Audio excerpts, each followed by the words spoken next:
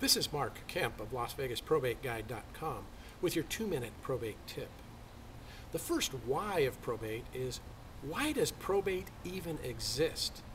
And for that answer, we have to go back to 1540 in England, when a law was adopted that for the first time let landowners determine who would receive their property after they die. And with the creation of that freedom, there then needed to be a standard established as to how we tell what the person chose.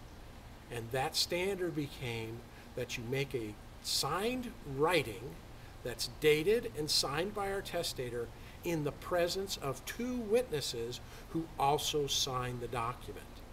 That standard still exists and is carried over into our Nevada statute.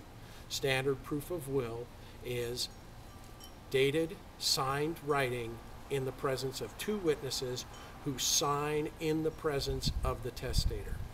Of course, there's an exception now with the holographic will, where you have a writing that's entirely handwritten by the testator, dated and signed. So the concept of probate starts with freedom.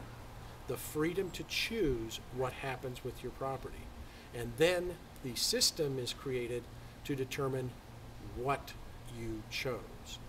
Now in Nevada, it's modified a little bit, because in Nevada, if you die with less than $100,000 and are survived by a spouse or minor children, our statute requires that that money be left to the spouse or minor children. So your freedom is curtailed if you are using the probate process. If you want to leave money to people other than spouse and minor children when you have a small estate, you have to do it in the form of either joint tenancy ownership, pay on death clauses, insurance beneficiary forms, or of course a living trust.